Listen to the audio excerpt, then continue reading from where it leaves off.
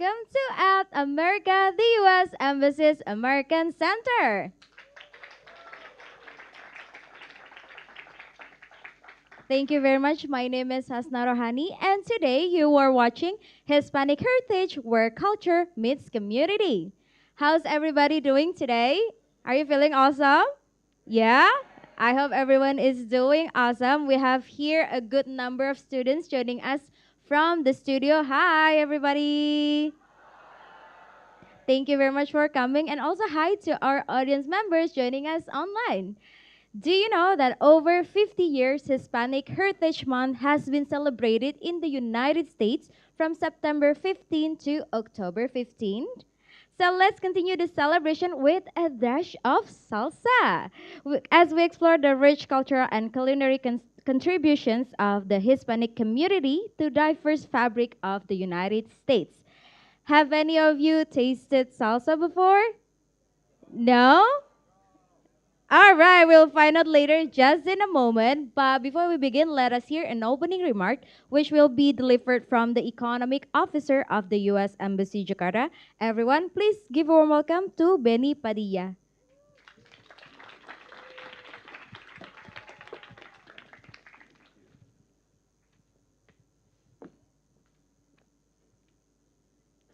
All right. Good afternoon, everyone. Buenas tardes a todos. Muy bien. He gets a gold star. Okay, welcome to our special event celebrating Hispanic Heritage Month. My name is Benny Padilla, and I am honored to be with you today at America. Today we gather to celebrate the rich and diverse contributions of the Hispanic community to America's society, culture, and history.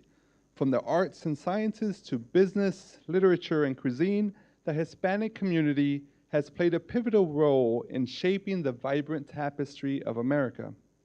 That said, this event is not just about me talking. We have an awesome program lined up for you all today. We are excited to have a dynamic panel discussion lined up, featuring my esteemed colleagues and leaders who will share their insights and personal experiences.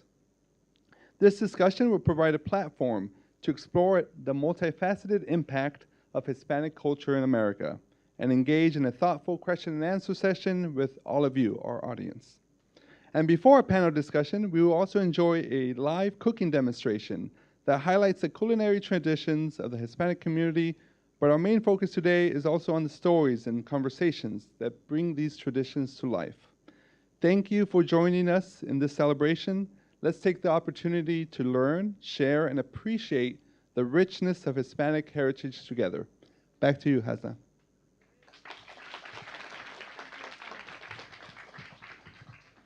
Thank you very much, Pa Benny, for the wonderful opening remarks. And now to spice things up, I have here a little trivia question for you to participate. And the question for today is, who was the first Hispanic woman to serve on the U.S. Supreme Court? Is it A, Sonia Sotomayor, B, Sylvia Mendez, C, Dolores Huerta, D, Hilda Solis? You might type in your answer anytime to our social media platforms. The correct one who can guess the answer, we will be receiving a live shout out from us by the end of this event. Don't forget to do that because we really like to get everyone actively involved in this event. Other than that, feel free to document today's event. You can take pictures and also share some videos and take us on our social media platforms. All right, are you ready to experience a culinary twist of Hispanic community? Yeah, I like the energy. Now, to begin our special session, allow me to pass the floor to our moderator today from RSO of the U.S. Embassy Jakarta. Give a big hand for Paul Sanchez. Good afternoon, everyone. Do you hear me okay? Good. My name is Paul Sanchez. I work in the Regional Security Officer at the Embassy. I've been here in Indonesia for 2 years with my lovely wife up front and our family. We absolutely love being in Indonesia. I think for me personally, it's a lot about the people that are here. There are so many common themes that I see in the people of Indonesia with the Hispanic culture. The ties around friendship and family and connection to heritage are extremely important in Hispanic culture. And I know how important they are in Indonesian culture. Hispanics were also very proud of where we come from and about our fellow Latinos and Latinas that are in the United States and all the contribution that they're making. And I know that Indonesians are also very proud of their fellow Indonesians and everything that they accomplish, and to lift up not only Indonesia in the eyes of the world, but here in Indonesia in the eyes of your friends and family and your community. So I get very excited when I'm asked to talk about Hispanic culture because it's really important to me because it shaped every aspect of how I grew up, how I was raised, and how I interact with other people. And one of the things that I love the most about my culture is food. I love to eat. So today I'm going to talk a little bit about salsas. What are salsas? What role do they play in our culture? The variations in salsas throughout the Hispanic community, throughout the Latin American countries, and how salsa is received in the United States today. Does anyone know the most popular condiment used in the United States today? You could raise your hand if you know the answer. Is it ketchup? Is it mustard? Is it mayonnaise? Or is it salsa? Correct. A few years ago, I learned this. I was very surprised, but salsa is also the #1 condiment in the United States. So it just shows how the Hispanic food, the Latin food, is inside the U.S. culture. You can't go to any major city in the United States or even a small town and not find a good Mexican restaurant or a Salvadorian restaurant or an Argentinian steakhouse. They're everywhere. The Hispanic population is the largest ethnic group in the United States, and we're very proud of that and having that such a large representation inside. So first, I'm going to talk about a couple of different salsas. Slide. Oh, salsa verde. So this is a very common salsa that's anytime you're eating at a Mexican restaurant, you're going to find salsa verde. What's unique about salsa verde that you might not know or have a lot of experience with are these. These are called tomatillos. Tomatillos. Who's a good catch? Okay, you, because you spoke Spanish. Here, hands up. All right, one for this side over here so you can take a look at it. Pass it around. Sorry if I hit you. Salsa verde, the primary ingredient in salsa verde is the tomatillo. The tomatillo, although it might look like a green tomato, it is not a green tomato. It's a completely different species of plant. Comes from a different variety. The taste of tomatillo is very tart. So when you originally eat it, it's very tart, and it gives all the whatever you're eating with a very almost like a sour taste. It's very common in Mexico, but it is not very common in other Latin American countries. Interestingly enough, it is common in India where it is used, and they do have a couple of different variety of tomatillos that they use there.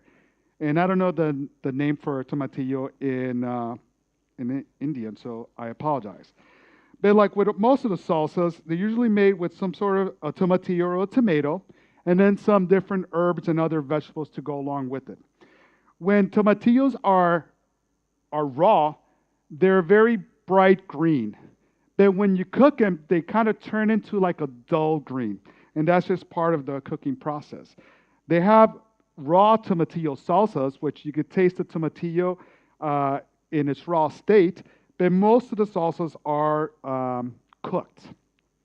So to make a salsa verde or a green tomatillo salsa is usually tomatillos, which come in a husk, and you take the husk off and you wash them. And then you have some onion, some jalapeno or stronger or hotter pepper, garlic, cilantro, oregano, salt, cumin, water, and sometimes lemon juice.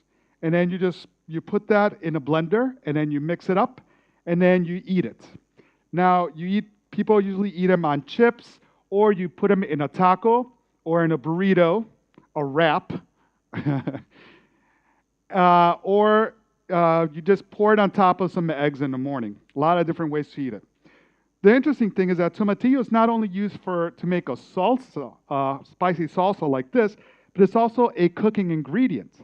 So you could have a dish that is braised, like braised lamb, that's cooked in a tomatillo salsa as well. It's very delicious. The next salsa, next slide, I'm going to talk about, it's not really a salsa, but it's very important to me because my mother is from Mexico. My father is from Argentina. He is very proud of his Argentinian culture. And, I was born in the U.S., obviously. Also very interesting, my wife is Colombian. So the World Cup is a very difficult time for us in our household. There is an uneasy peace that's throughout that we maintain. So we don't talk too much about the soccer in my house for obvious reasons. Now, chimichurri is very different than like the Mexican style salsas because it's usually not spicy, almost always not spicy. And it's used more on top of grilled meats.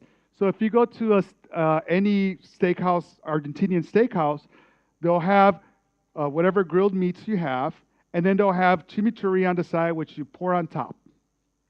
And that's how you eat it. A very popular sandwich in Argentina is called a choripan, which is a chorizo, which is a sausage, and pan, which is roti, like a baguette. And you just put the sausage in the baguette, and then you put some chimichurri on it, and you eat it. That's basically a hot dog from a street vendor in the United States. It's a choripan. But chimichurri is not only used to put on top of grilled meats at a restaurant. A lot of times they're used for marinades. Like you could put chimichurri sauce on salmon and just marinate it for a couple hours and then grill it or put it in a pan or air fryer. The same thing with chicken before you put that in the oven. And it infuses that chimichurri taste into the whatever it is. To make chimichurri is very simple. All of these are actually very simple to do. First, you get parsley, usually Italian flat leaf parsley. Then some cilantro, olive oil, oregano leaves. You use usually dried oregano, but also fresh oregano. Some garlic. If you like it very garlicky, you add more garlic or less. And then you add some sort of vinegar. Usually in my household, my dad always taught me to use red wine vinegar because he just liked the taste of it more. Salt, cumin, pepper, or red pepper flakes, but they're not usually spicy, and black pepper. And then you put it in a blender or a food processor, and you just process it, and you add the olive oil, and you're set. When you first make it, it's very intense, the taste, because of the raw garlic. But then after a day or two in the fridge, it really mellows out the taste a lot. And that is basically the most popular condiment in Argentina. And they have different varieties of chimichurri that have different ingredients in them. Now, next slide, please. The next one I'm going to talk about is a salsa. And a salsa in name because this is not a Mexican salsa. It's a salsa that was invented in the United States. The Hispanic population there had a great influence on Tex-Mex cooking. And this is a regular restaurant-style salsa.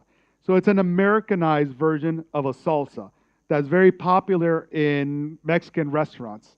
Usually when you first get to a Mexican restaurant, they give you a bowl of chips and a bowl of this salsa. And that's what you're munching on while you're making the rest. That one's a little different because it has not only raw tomato, but it also has canned tomato. And it also has sometimes pickled chili peppers, and some of the other ingredients here, such as lime, regular jalapeno, coriander, garlic, lemon juice, salt, pepper, and sometimes they put a little bit oregano, and sometimes they put a little bit of sugar in it to make it a little bit sweeter. And it's also very good. I'm going to also mention that after the presentation and after the panelists we speak, we're going to have this set up outside. I brought a small amount because I was making this morning so that hopefully you get a chance to taste it. It is all halal, so that's for your awareness. And then the last salsa I'm going to talk about is a roasted, next slide please.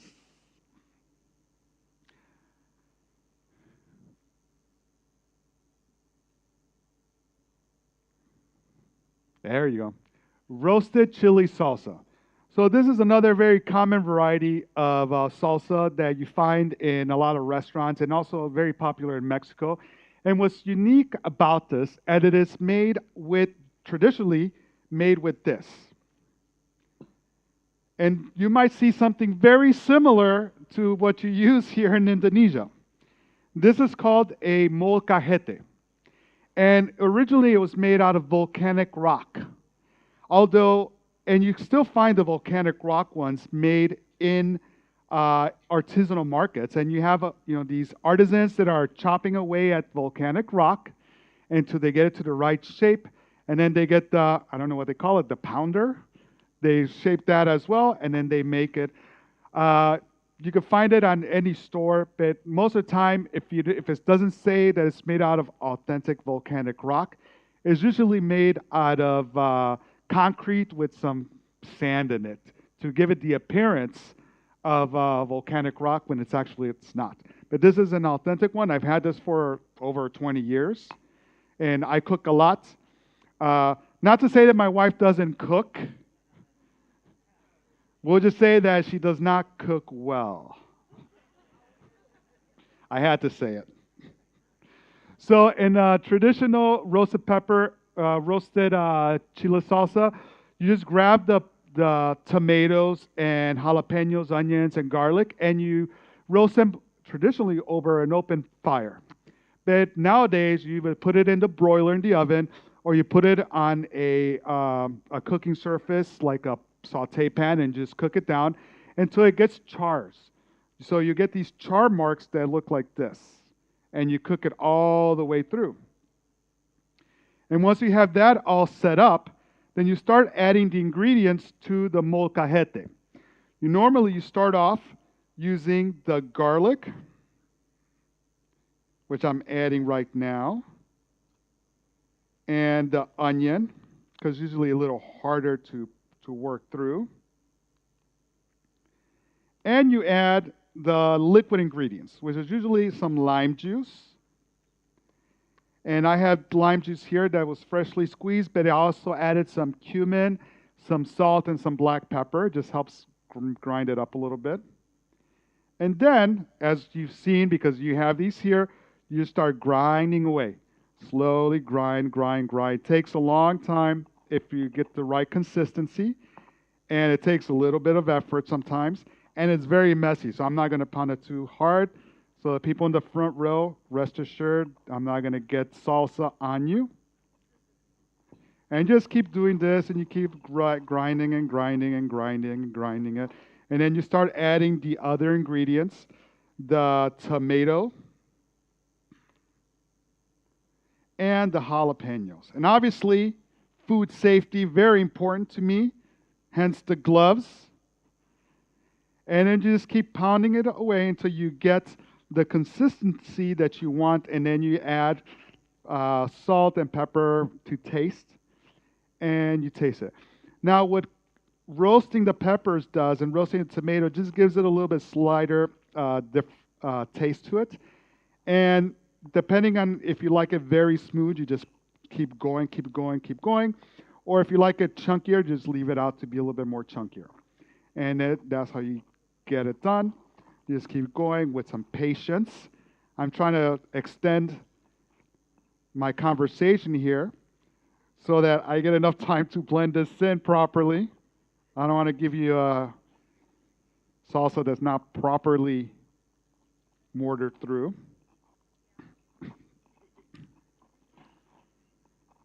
And then you are done. And then the final salsa kind of looks like this. And then you just add it on to the other pre-made stuff so that everyone gets a chance to taste. And that's what it is. Now, salsa, similar to sambals, play a very important part in food, in Hispanic culture. And being here for a while now, I have tasted a lot of different sambals. Sambal mata is my favorite. From every time I go to Bali. But I like the sambal mera and all the other ones too. And even the one that has that eggplant in it. I forgot what it's called. And that's it. And that is your salsas.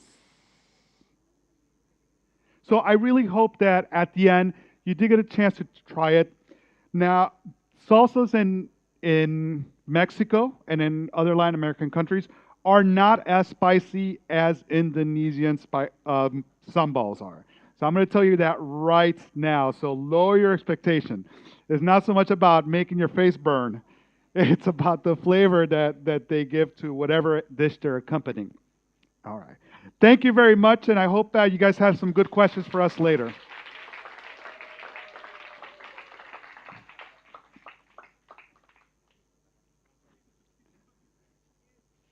Yeah.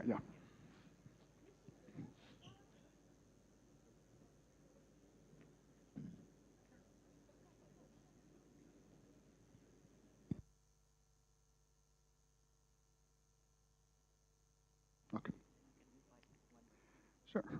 All right. So for the next part of it, I think we're going to have a panel discussion. So again, I'll just reintroduce myself very briefly. Paul Sanchez, I work at the U.S. Embassy in the security office, but I've been with the Department of State for 19 years. I've served at our embassies in Moldova, in Iraq, a couple of tours, in Colombia. I also served in our Washington field office, Houston field office, and I was also on the Secretary of State's protective detail. So I followed the Secretary of State and provided security for him whenever he traveled domestically and abroad. And here I just kind of do my own investigations on human trafficking and visa and passport fraud and work a lot with Indonesian police and also with Imigrasi on human trafficking issues and such. So I'd like to start bringing in the other panelists. I'll start off with Daniel Hernandez, who is David Hernandez, he works at the U.S. Embassy in the housing coordinator, and he's also the post language officer.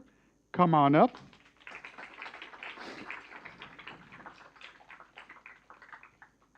And they all have their chance to introduce themselves in a minute.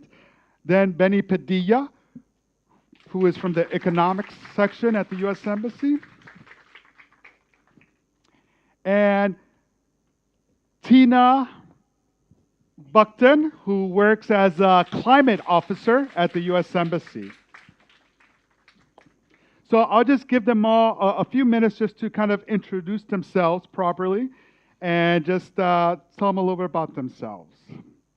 Please. Hello. Well, hello everybody. My name is David. I've been working for the U.S. Embassy for about 7 months now. And I've been living in Jakarta since November last year, so I've been here for a year.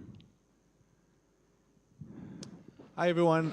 Once again, Benny Padilla, happy to be here. I've been in Indonesia for a little over a year now. Have served in Southeast Asia before, in Vietnam, several tours in West Africa. Been with the State Department for 15 years, and currently the trade officer here in Indonesia. Again, happy to be here. Look forward to our discussion, our PowerPoint slides, and then most importantly, the question and answer session. Hi, everyone. I'm Tina Bucton. Thank you. Hi. Hi. I'm our climate officer in our economics section, where we focus on environment, science, technology, and health. I arrived here a little over, like about a month and a half ago, so I'm pretty new to Jakarta. I'm originally from California. I'm really excited to be here. I have worked before in the Middle East and in Washington, D.C. I've been in the State Department for a little over 7 years now. But excited to be here and talk about our heritage and listen to your questions and exchange about our cultures. Thank you.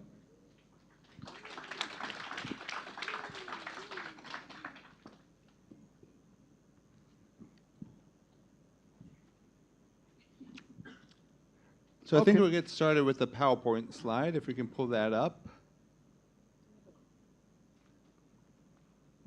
All right, so a few basic points before we kind of jump into the conversation, just to make sure everyone's on the same page.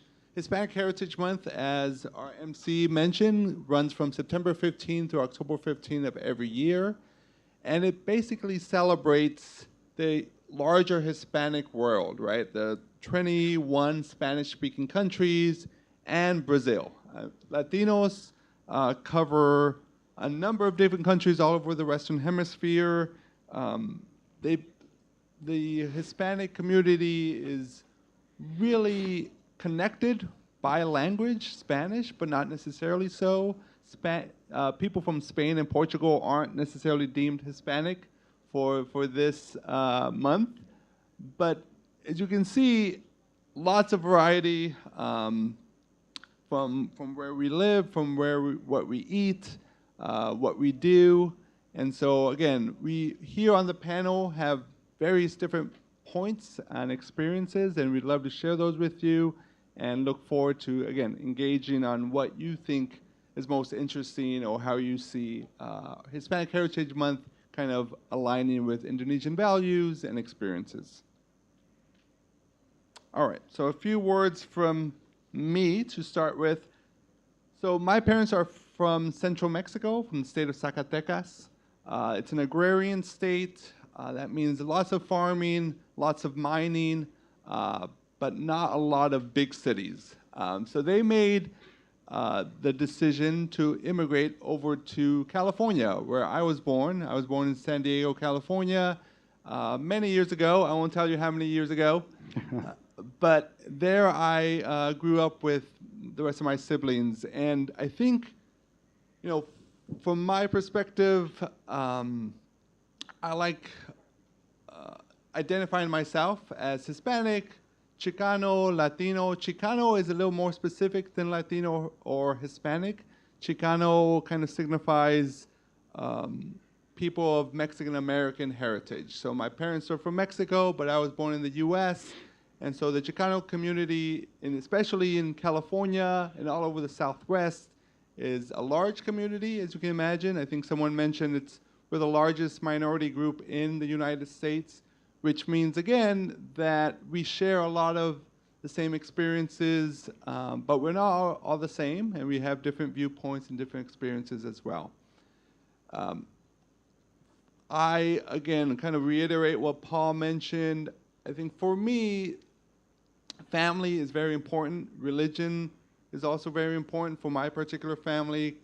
Being Catholic, again, is a kind of a vestige from the Spaniards who came and colonized Mexico and kind of drove through that. And especially on my mother's side, they're very, very strict on some Catholic teachings and so forth. And then they kind of raised us in that fashion.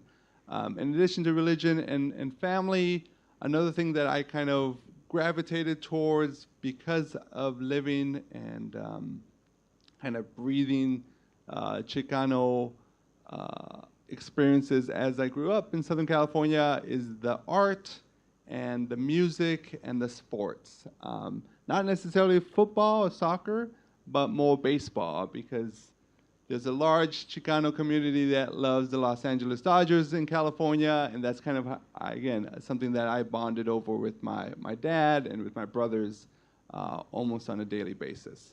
So kind of as a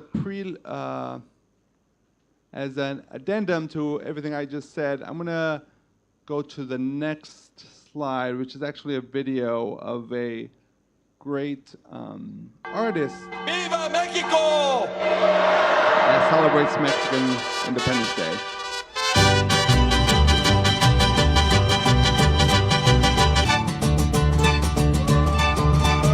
Siempre me mire tranquilo y al negocio siempre le mete los kilos. Ando trabajando, me abre los caminos. Unos dicen que yo ya no soy el mismo. Quiero.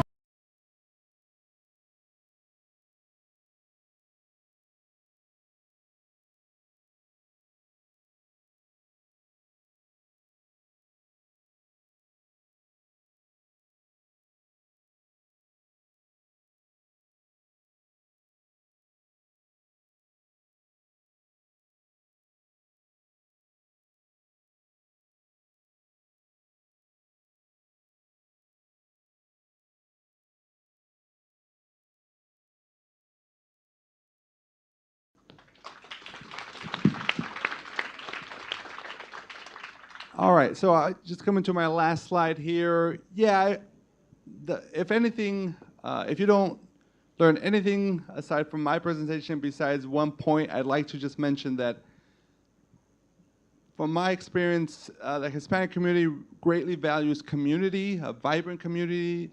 Ever since I was a little kid, I was invited to all the adult parties because that's just how it is, and you're able to kind of live together, breathe together, and sometimes we even celebrate death with, if people have seen the Disney movie Coco, that's about the Day of the Dead.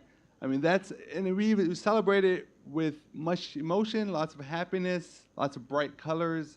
I think that's a great way to live life. Again, happy to be here and happy to share my story as we proceed. Over to you, David.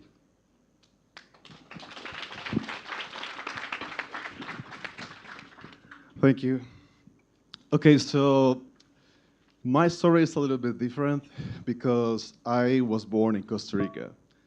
And I know what you were thinking. You were thinking about that man. You were thinking about, oh, Costa Rica. Yeah, that's where Ricky Martin comes from. And it's a beautiful island, which is a territory of the United States. And I have bad news for you because that information is wrong. That is Puerto Rico. Okay? So now that I made this distinction, and if you didn't know that, it's okay. I think most people that I met in the world, they normally confuse these two countries because I know the word Rico is there, so it's a little bit blurry which one is Costa Rica, which one is Puerto Rico. So if you knew that, congratulations, you know your geography is great. Now, to speak a little bit about my background, Costa Rica is a tiny, tiny little country in Central America. You can see it in the map right there. It's really easy to miss because of the size. So we don't have Ricky Martin or anybody as famous as him, but we have some artists. We have some for people who follow football. We have Keylor Navas. He plays for the Real Madrid, or he did at least at some point.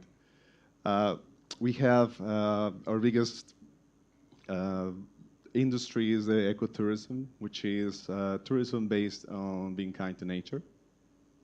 And although Costa Rica is not a territory of the United States, we have a really, really great relationship with each other. We consider each other like besties, like in that photo. We send a lot of people to the United States to study, to work, and the United States sends a lot of people to Costa Rica to retire and for tourism reasons. So I became a U.S. citizen later on in life, but I spent my childhood and part of my my youth in this little tiny country called Costa Rica. Okay, but what happened afterwards? Because I've been saying that Costa Rica is a small country. So sometimes if you're born in a small country, you want to explore the world. And what I did is I moved to Argentina. I went to Argentina to study. I went to Argentina to work. I spent there 4 years. A lot of things were very different. I thought the food was completely different. It's based in different products. Argentina is a wine producing country. I think they eat steak probably every day or most days of the week. They drink something, yerba mate, which is a kind of tea made of a bush, right? Yes, we do. It's a tradition, a very strong tradition It is amongst strong. friends and family. Yeah. Do you have one mate in your house? I have it in my house and I have it in my office too. Stop by tomorrow and we'll share a mate. So I had to learn to drink mate every morning because that's what people do. I went to one tango class and I failed miserably, but I tried. And I had to get used to a lot of different traditions, different weather. They have winter that we don't have in Costa Rica. They have the hottest summers that I have ever experienced. It's hotter than Jakarta, more humid than Jakarta. So all the weather is extreme. But guess what? For 4 years, I felt like I was at home because I didn't have to worry about learning a new language. Well, kind of. A little bit. The accent is different, and sometimes other Hispanic people make fun of that. Everybody makes fun of each other, by the way. Argentinians make fun of us. We make fun of Argentinians. It's part of what we do, but it's all in good, like in a good way. We do it in a good way. So after I spent 4 years in Argentina, I met some Colombians, and they recommended that I move to Colombia for work, and I had an opportunity to go there. So I moved to Colombia initially for 2 years. I met some of the friendliest people in the world. The only thing is, if you want to see a Colombian friend, you have to tell your friend to come 1 hour before the plan actually starts because they can never be on time. So I had to learn to deal with these kind of cultural differences. It was amazing. As I said, I initially moved there thinking that I was going to be there for 2 years, and I ended up staying there for 12 years. It was a long time, and sometimes, in a way, I feel like it's my second home. And guess what? For 12 years, again, I felt like at home because, again, I didn't have to learn a new language. I enjoyed the culture differences. I enjoyed the food. I met some of my best friends in Colombia. We are going to be friends forever, and I will never forget that time. Afterwards, I decided that I wanted to do a master's degree. So guess what? I went to Mexico. Same thing. I had to learn a lot of new traditions, and I had to learn to test like different food. They eat spicy food. They eat really spicy food. No? Not like Indonesian spicy food. Well, I see two things very similar between Mexico City and Jakarta. They love spicy food, and they might have the worst traffic in the world. Seriously. Okay, so why am I talking about these things? And again, Mexico felt like at home. So why am I talking about these things? Because I don't think it's possible to speak about the contributions of the Hispanic community to the United States without talking about the Spanish language. So I have some facts to share with you about about Spanish and the contribution to the culture in the United States. So to give you an example, there are some cultural or historical contributions. For example, there are places in the United States that are originally named in Spanish. So for example, when you think about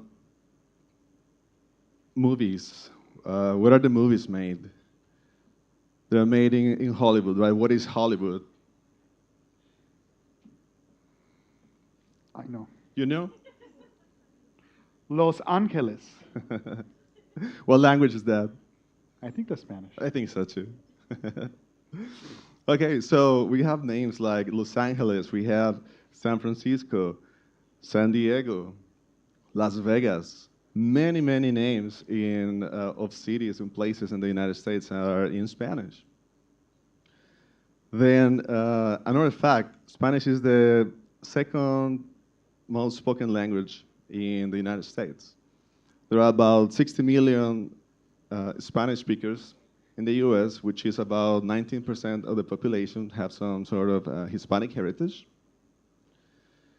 And as a result, the United States is the second largest Spanish-speaking country in the world after Mexico. It is amazing to think about that. There are cultural contributions too, like for example, food. There are tacos, burritos, salsa. Now we all know how to make salsa. And of course, contributions in entertainment. For example, Ricky Martin, for example, Bad Bunny, right? What? Yeah. For example, I don't know if you've heard about telenovelas. They're very popular too. Somebody told me that they're popular in Jakarta as well. Yeah. Maria Mercedes is popular? Oh, good to know.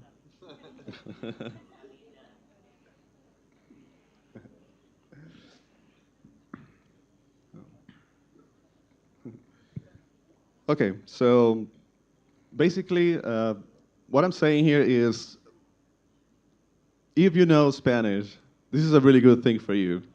You can speak to millions of people in Latin America, but also millions of people in the US.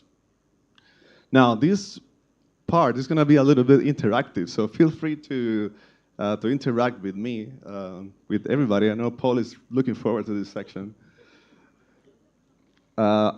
First, I want to ask a question. Who can speak Spanish here? 1, 2. Oh. Un poco. Okay. Very good. Very nice. Okay. Are you sure? Okay. So there are some tricks. I'm going to give you a trick. I think I'm going to ask the same question just a minute later to see if I get a different answer. If you look at the screen right there, I selected just 4 words out of many words from Bahasa Indonesia that you can transform from Bahasa Indonesia into Spanish. You just have to change the way the word ends.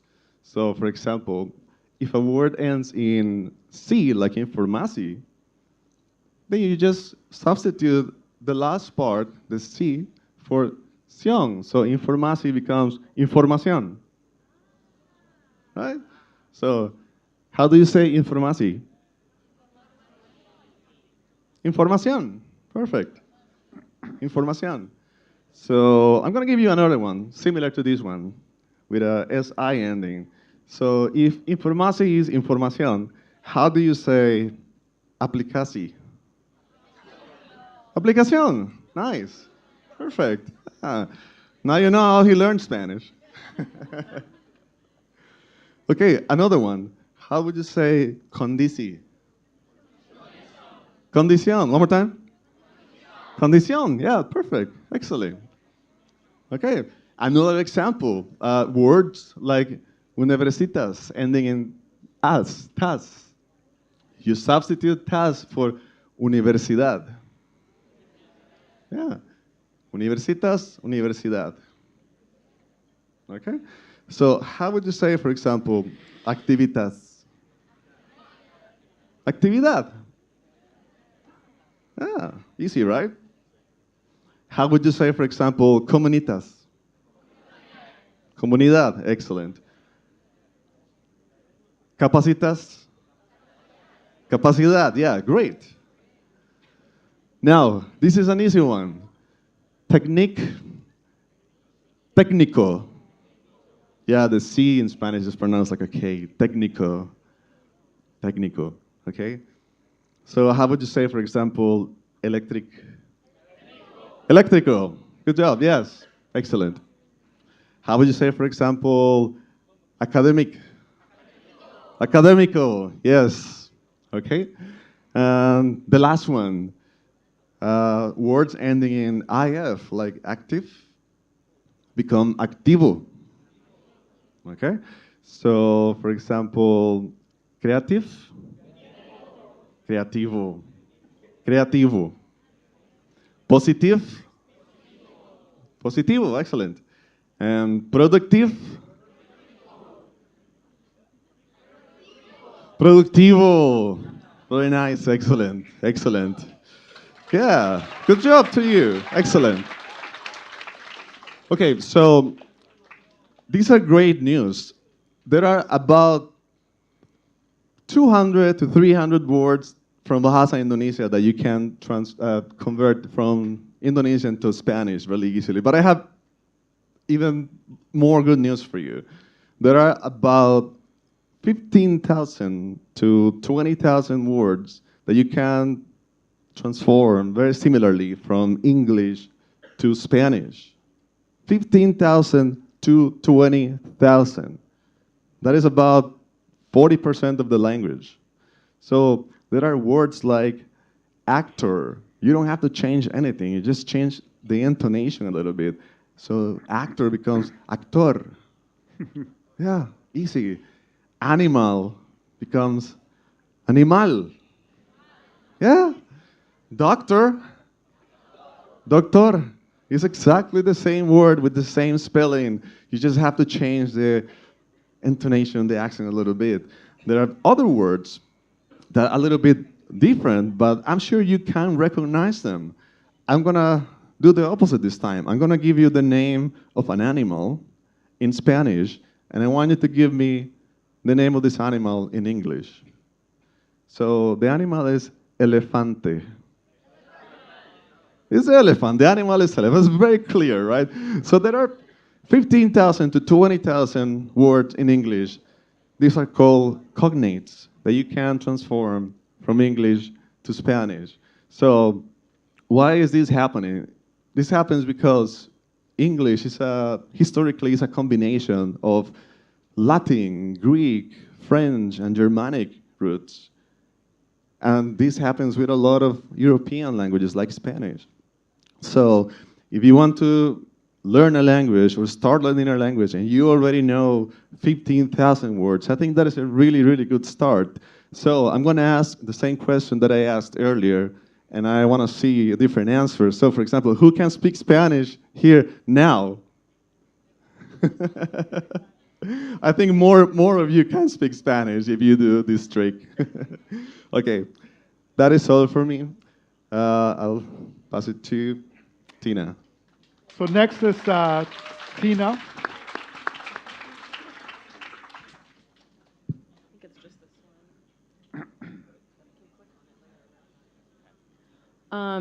Yeah, so we already started talking a lot about food. Well, first of all, I'm going to say thank you to David for saying that he also can't dance, because I can't either. So I think it's a stereotype that we are good at dancing, but it's good to know that it's, everyone is different, right?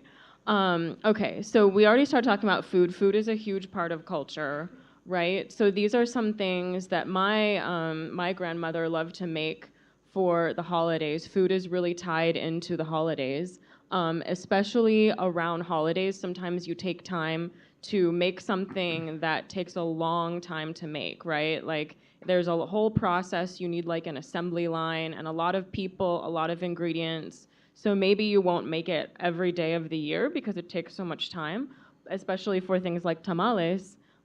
You would want to take a lot of time, and then during that time you can talk and reconnect with your family and your friends, and that reconnection and that community is just all about the whole process of food. Like food is love, food is community, and it's the whole process of coming together and making something that takes a lot of time and having a lot of food to share with your family and friends during the holidays. So like a couple of other folks here, part of my family is from Mexico. So my dad is from Mexico City. And his mother was from Veracruz, which is a little bit south of there. But he initially moved to California, and now that's where I grew up. That's the first star on the map over there. And currently, he lives in San Antonio, Texas, where there's like a very big Hispanic and Spanish-speaking community there. So that's a bit about my background that I wanted to share. That those roots are very important to me, even though I didn't get to know my grandmother on that side in person. It's sort of the culture and the heritage lives on through the traditions and the food. As Benny already mentioned, the Catholic Church is super important. When I just visited family before moving out here, we stopped and went to a church, and that meant a lot to them to spend time in the church. A lot of the traditional celebrations include a lot of time in the church, especially the Christmas Eve. That's like a long service in a Catholic church where you get together and celebrate Christmas Eve. So I also wanted to show a short video. If I can click on that link. Yeah. My name is Jamel Vereen, aka Jay the Gentleman.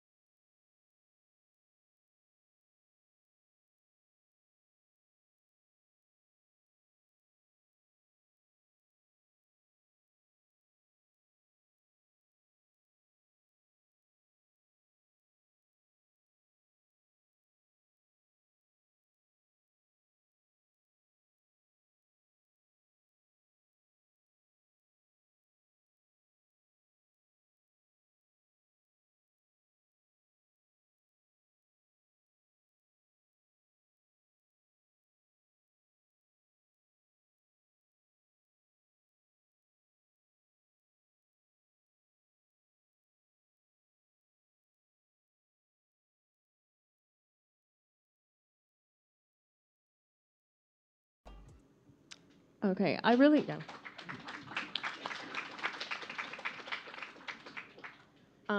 like this video for a few reasons.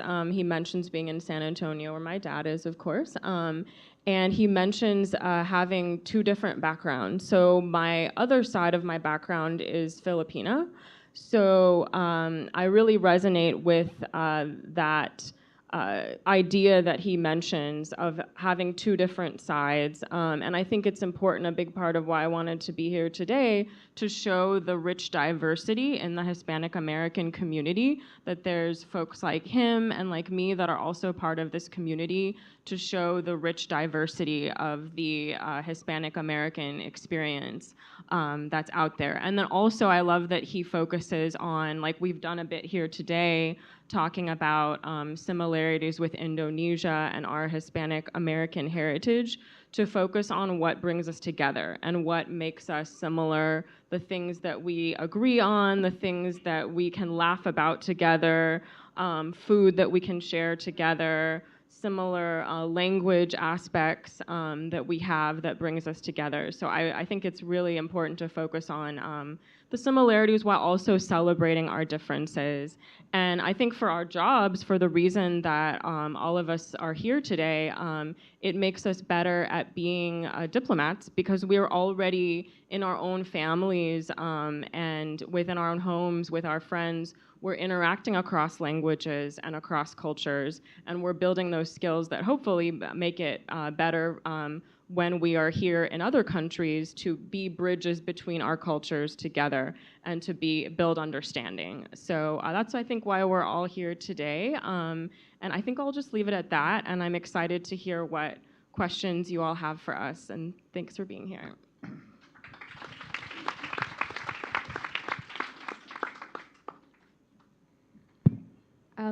So we have seen the presentation of each of panelists. So if you do have any questions, feel free to raise your hand and we will pass the microphone to you.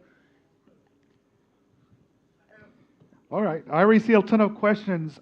Hands up. Go ahead. Why don't you go ahead, stand up. First of all, what's your name? Hello, how are you? Okay, hello everyone.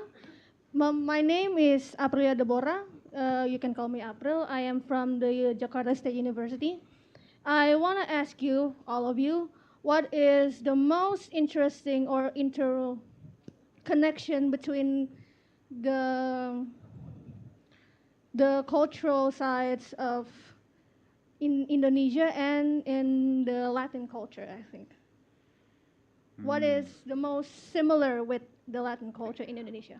Well, I'll kick it off real quick. I think when I said it when I was giving the demonstration was, culturally speaking, Hispanics are very tied to community and to family. And those ties is usually, from a long time ago, was kind of brought by common language. So Latinos, Hispanics would cluster inside the community because they share that common language, and that's how they interacted. What I find that's very also with the Hispanic family is the tightness of family and how important family is within the Latino community.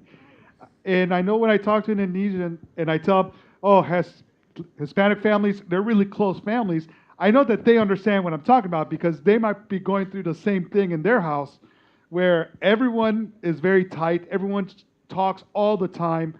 I'm in WhatsApp group with my family on the other side of the world, and I literally go back and forth on 1 million text messages with them. So, and it's all our family members, our uncles, our my niece, my nephews, my brothers and sisters, and everyone is always constantly talking. So the tightness that families are, that connection that they have with family, is also something that I know that Hispanics share with Indonesians. And if y'all have anything else to contribute, please. I haven't been here that long, but I'm just going to make an observation. I think to go off of that, there's the family that you are physically related to, and there's also the community.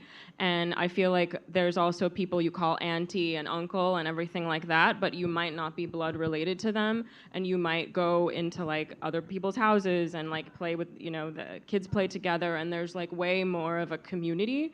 So I think that's something that's unique about these two cultures, that the extended family, the extended like collective, is so important, more so than in more like Western cultures. Like the broader whole is more important, and you feel like family even if you might not be related to other people, and you treat them like family, maybe. And actually, if I could just jump in on that, I think that sort of sentiment is very common in the immigrant culture as a whole, because you see that same family dynamics, that same unity in culture, not only with the Hispanic culture, but you see it with Asian culture, you see it with African culture, with just all the ethnic groups, when they kind of share those similar bonds that might be very different than the traditional European Western type of community. That's a slight difference. Okay, do we have more questions over here? Okay, we can go to that guy in the back. Very enthusiastic, I like it. Please mention your name and what's your Okay, question. let me introduce myself. My name is Mahmud Ahmadingat, but you can call me anything you want. I am from Stami University. Okay.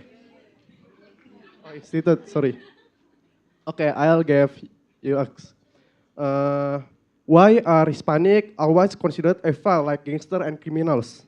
How do you overcome this? I don't think I understood the question. Can you repeat that question a little slowly? Why are Hispanic are always considered evil, like gangster and crimes. How Uh, do you overcome this? So why our Hispanic community has a stereotype of doing some criminals like gangster? How do you overcome this stereotype? Like in the movies, Hispanic are always associated with crime. That's a very interesting question. I think a lot of it is just well, a lot of it is just stereotype. To be quite honest with you, when you look at really when you talk about the criminal activity per different demographic populations in the U.S., you find that immigrant communities generally have a much lower rate of perpetrating criminal activity than than uh, than the normal American that's out on the street. So a lot of it is that are stereotypes that are perpetrated by the community. A lot of times, in order to kind of like put them aside, convert them into others, make them seem like they're not part of us, type of thing. But I think that most people in the U.S. they kind of see beyond the very shallow and very transparent language that causes, and they don't. A lot of the vast population don't feel like that. It's only used by a certain population in order to demonize certain ethnic groups, certain people from certain countries. But I think it's very interesting that when you look beyond that, you see that everyone, I mean, not just only Hispanics, but all the immigrant population in the United States, they all kind of share the same thing, the same aspiration to go above and beyond and to be part of a community, to build a better life for your children than what you had, and to hope that they will build a better life for their children than they had. So it's the American dream, and it's something that I very strongly believe in, being a first generation immigrant to the United States. And I don't let those other distractions kind of like set me aside. I correct them when I see it. If someone's going to say something that's factually inaccurate, I'm going to tell them, but it's not driving my everyday. And I think it's very important for us, not as Latinos, but also, you know, as people that work in some sort of official capacity, to call it out for what it is. A lot of time it's racism, and a lot of time it's just building on stereotypes that are not true. Yeah, just to jump off of that a little bit, I think it's part of a overall pattern that we see whenever immigrants come into a country. If you look historically, when there were groups of Irish or Eastern European or just anybody that people, Germans, anybody, yeah, you could jump in with anything, that are a new group of people, they're not used to them. There might be economic reasons why the pre-existing group is, you know, thinking that, oh, we don't have room in our economy or in our culture for this group. But yeah, it is the American dream to include everyone who comes to the US. And yeah, I think if you look across history, there were groups like within white people that people were demonizing Catholics. People were upset at different types of religions coming in. So I think historically, I'm hopeful that that will change. But if you look back in history, there's many incidences of this happening, and I think it's just maybe a little more recent of immigration. So as time goes on, hopefully there'll be more understanding, and especially as the groups and the numbers of different diverse people in the U.S. It keeps growing, as we already mentioned. We're the largest, as Latinos, the largest ethnic group in the U.S. And I was seeing in California, white people are actually 35%, and Latinos and Hispanics are 40% in California. And there's no one group that has a majority anymore. So if you look at the way the numbers are going, the world is really changing, and the U.S. is a big example of that. Yeah, and just to add on to the great points Paul and Tina made, I think this also makes us think of the importance of representation in media, in print, in audio, in visual arts. This is now changing in the United States. Over the past 10 years, there's more and more Hispanic actors, directors, writers in studios, in the arts, major arts studios to enable diverse representation on the screen, in the TV series, in movies, in novels, and I think that's important, right? That's how you kind of normalize the actual facts on the ground, which, we are human just like, and we are just as American as any other American, and also with low criminal records, just by the facts. So it's important to kind of also change the dynamic and the importance of inclusion and the equality of opportunity, so that we can kind of push back against the narrative. And like Tina said, this has happened before in America's history. It's one of the reasons why we're up here. It's one of the reasons why I love my job and going out representing the United States in different places. Because to be honest, I think in every post I've been to, I have met many people who have never met a Mexican American in their lives. And so if I can try to put a positive spin and just share my experience and story, then hopefully that, again, changes narratives in other people's minds. Now, I also have been to many places in the world where they don't think, they have many, many different ideas of where I come from and who I am. But because that's kind of, I get many different things. I've even gotten Indonesian here, so until I start speaking. So thank you for your question.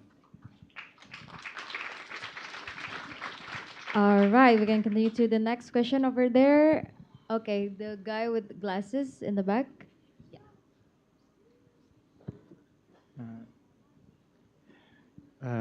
Hello, my name is Alexander Dimas. I'm from University State of Jakarta, and I'm from sociology education. My question is, how are you guys still doing the culture while in abroad, like in Indonesia or something worse? And how are you guys still do it your culture while you can still doing the culture while being abroad and still open to the others like Indonesians gimana ya, spread about the culture in Indonesian gitu. Okay, so if I think I understood the question is how do we celebrate our culture abroad, and what's the second part of the question? The second part is sharing the culture. Sharing the culture with Indonesia. Well, I think for me, I'll start off again. I love talking, by the way. I think for me, celebrating our culture overseas is important to do. It's very important in my household, because I want my kids to grow up to have those cultural connections that they might not experience being abroad. If we're back in the U.S. or living somewhere else in Latin America, they might have those connections and they might be able to build those memories attached to culture a lot easier. So I think for me, it's very important to do those things, to do the traditions around the Christmas holiday that we have, to try to sit together for a family meal as much as we can, even though it's very hard as my kids have become teenagers and I want to choke them. And also, eating our foods, our Hispanic foods, our Latino foods. Eating foods that I grew up eating from my dad from Argentina, and also food that my mom didn't cook. Our pambantu made for us when I was growing up in Mexico, and then eating my wife's delicious food from Colombia, and making sure that our kids see that and hear about that.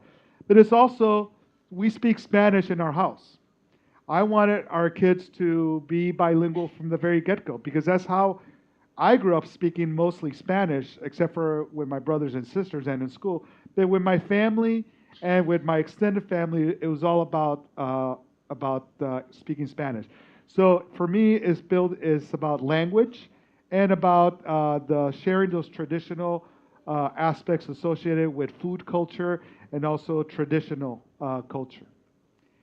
And how do we share that with Indonesia? I think that's very interesting because every time I do have Indonesian friends and I love talking to them about it because they always ask me a lot of questions about the food, about the culture, about we get in arguments over who has the best beaches because there's some really beautiful beaches in Indonesia, but I gotta admit that in the Yucatan Peninsula and in the Riviera Maya area, there's some very beautiful beaches in Mexico and also on the other coast as well. But also just talking to them. It's just talking to them on a one-on-one, telling them about your country, your experiences, and just be open to hearing questions.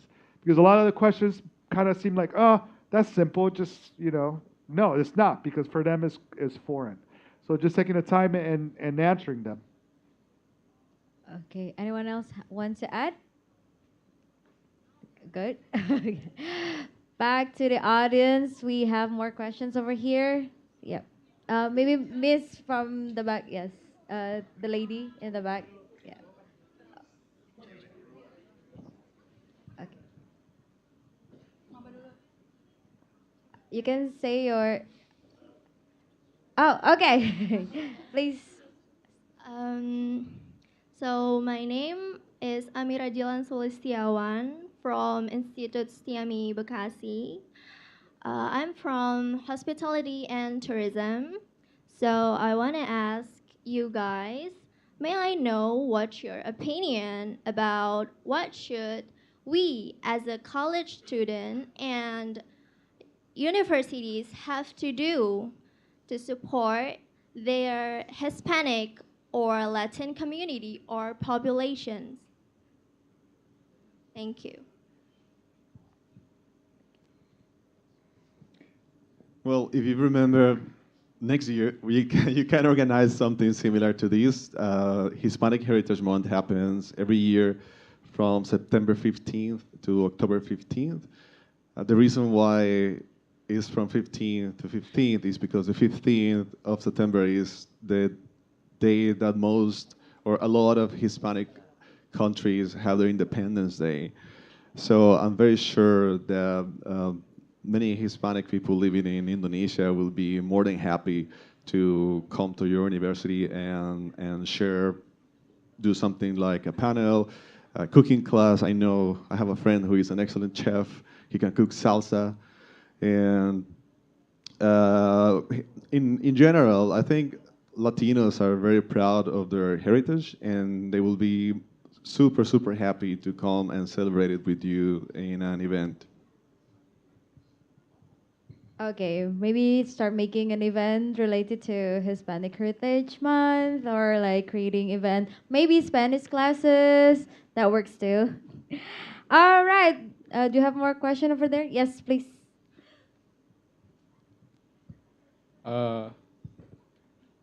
Me llamo Fransamudi Felix, yo soy de Jakarta. So I'm from Jakarta State University. This is my question. So I have a question for Senor Hernandez. Mi pregunta es, I like to hear Latin American song, and then I found there's so many famous Latin American singer is from Puerto Rico, like Raúl Alejandro, Anuel AA, Daddy Yankee, Bad Bunny, Ricky Martin, and there is so many Latin American singer from Puerto Rico. And why there is so many famous Latin American singer from Puerto Rico? Thank you. They're talented. That is a really good question. Right, but Puerto Rico maybe is a bigger exporter of culture because this is only my guess, but I believe the music they produce is very catchy, honestly. Like Latinos like dancing, Latinos like parties, like pesta. So the music they produce is very happy music. other countries, unfortunately, maybe, I mean, not unfortunately, but the type of music they produce is not as catchy. For example, when I was talking about Argentina, I think they produce the music called tango, and it's beautiful. It's beautiful, beautiful music, but maybe it doesn't have the same influence in the rest of the world because it's more based maybe on a lower key kind of activity. Like dancing tango is not something that you can just do because you're feeling it. You have to know how to dance it. The people actually study it for years and years to become really good at it. So I think another reason could be the proximity to the U.S. They have the benefit of having direct contact with big producers that help them jump internationally. But however, that is maybe only a coincidence. There are other countries like Colombia that produces probably the same amount of really good quality, happy, catchy music. They're just not as close to the U.S. and therefore they don't get the international exposure that Puerto Rican bands might get. That is my guess. Yes. All right, hope that answers. I have a follow-up questions to that. So each of you can share your thoughts. How big the music plays an important role in the Hispanic community, since we have seen a lot of influential musicians coming from Hispanic community, and also we've always known that musics from Hispanic countries have like a vibrant, very expressive lyrics and also melody. How this can plays big role in the world, or maybe you have your own personal stories that you can share. Well, I guess I'll start it off. Being that my mother's from Mexico, I think I can remember every single party that we've had as a family. One common thing is there's always mariachis, or either live playing or mariachi music playing on the radio. You cannot have a Mexican party without mariachi at some point. It could be early on or later on, but at some point there will be a mariachi. At my wedding to my beautiful wife, we had mariachis there. We celebrate a major event, someone's birthday, you have a mariachi. And I think the interesting thing about mariachi, although it is from Mexico, it is spread throughout Latin America, because you find mariachi bands all the way to Argentina, in Colombia, and everywhere else. And mariachi music actually goes on tour. There's mariachi bands playing in Europe and in Asia. There's usually the government of Mexico usually sends out these mariachi ambassadors to go do these performances throughout the world to kind of like show that very small aspect of Mexican culture. So the mariachi for me is just something very important. And to going back to like some of the other like the salsa music dancing thing, I think that our music, I think it encapsulates the people, because a lot of it might be a stereotype, but Hispanics are very passionate. We're very passionate about what we do and about our family and about our friends and our loved ones. And I think that really comes through in music and in that form of expression. So I think if you want to know what a Hispanic, what a Latino person is like, really listen to the music, and it'll tell you a lot about the culture.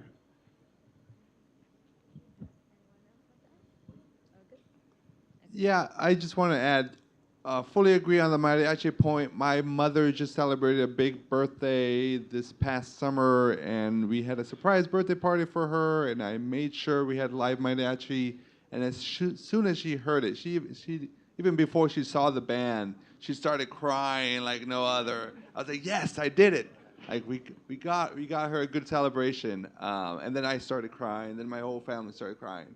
It was just a really happy event, and live music, there's no other way to describe some of the songs that you've heard since you were 2, 3, 4 years old, and you hear them again with family, with food. You just kind of recapture those moments. The other thing I was going to mention is that there's a particular type of music in Mexico that has influenced all over the Southwest and California that are called corridos, and those were the first time in my life that I saw and heard music have a protest theme to them as an expression of talking about life in a crime-ridden area or with hardships in terms of economic or social struggles, and how they were able to use songs to literally force some state governments in Mexico to change policies because they were just so popular and so catchy. I mean, they had to be catchy. It wasn't just they were protesting a government policy through song. They were also really catchy, and they were playing at the clubs. And so that was actually also, when I was young, understanding the impact of art. One of my slides was a mural, but another very powerful art medium is song. All right, thank you very much. Music can be a form of expression. Since we are running out of time, so I will be giving out one last question. Okay, this gentleman over here. Evening, everyone. My name's Ray. I actually have a question since David brought the topic of languages. Assuming that you grew up in multicultural families, yeah, I assume you speak multiple languages since childhood. But my question is, being diplomats, you basically go around the world, everywhere, learning new languages. Does any of those languages catch up or caught on to you and stick? And does your childhood living in multicultural families have a significant impact on that? Thank you. All right, I'll kick it off. Let's not break tradition. So I think, there are a lot of academic studies that say that kids that learn more than one language early on develop their brain chemistry different, that makes them better language learners or just better learners in general as a whole.